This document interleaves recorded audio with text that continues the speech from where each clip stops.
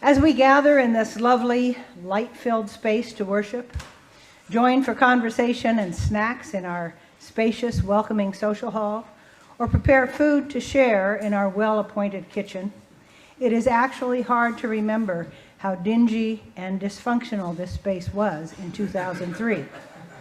The sanctuary ceiling was full of cracks and water stains because the walls bowed out. That's why we have these rods pulling them together. They are useful for hanging art on Pentecost, but that's a side benefit. The back wall of the church also leaned out visibly, and I cannot begin to tell you how awful the kitchen was. We were not embarking on a beautification project, although the final result is certainly beautiful. In November 2003, the Capital Fund Exploration Committee, of which I was a member, recommended to a special meeting of the 55-member congregation that we embark on a capital campaign to raise $250,000 in 4 months to restore our building. It felt a little bit like Mission Impossible. That was about 5 times our annual budget, by the way. I agreed to chair the Capital Fund Committee with Ed Hungerford, Barbara Fitch, Ken Brown, Nancy Hackelman, and Brad Rupp serving on it, and Lucy Strasberg supporting us with her expertise. As Brad described the changes he had in mind, like raising the back windows so our view would be of the mountains instead of the parking lot, we were mesmerized. It all sounded like magic. With faith in his design vision and a strong belief that this church and its building were worth preserving, we moved ahead. Of course, the only way such an ambitious project as this could happen for only $250,000 was to have the time and expert guidance of Brad Rupp, who acted as general contractor, designer, carpenter, inspiration, and whatever else was needed.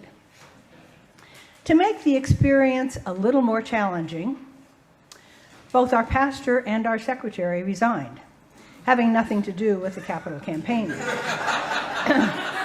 We would need both new interim and settled leadership as well as office support. We persevered and surprised ourselves by meeting our financial goal. Now we had to move out. There was no Zoom, so we had to actually go places. We became a wandering congregation. In May and June, we worshiped at the Talent United Methodist Church with Reverend Karen Caldwell's leadership. At the end of her ministry with us, we moved on to the Medford UCC, where Reverend Jim Martin was their interim. Yes, for 2 months, we drove all the way to Medford for church. In September, we rented space at Havarash Hadash, where our interim, Reverend Rich Lang, led us in worship. One of the details in the history of this time was that the moderator and treasurer took turns typing up the newsletter and bulletins in the absence of any office support. During the summer of Reconstruction, we had planned a service in the park one Sunday, but awoke to a rainstorm. We used our phone tree, no e-blast, to call everyone and have them bring their folding chairs to the shell of the church, where we had a memorable service. We moved back into the sanctuary in November 2004, but still had no kitchen, and the basement was not usable. All the years I had been part of this church, we held a holiday bazaar, where we served homemade soup, bread, pies, and sold crafts and raffled a handmade quilt. It was such an important tradition that we did not let the lack of a kitchen slow us down.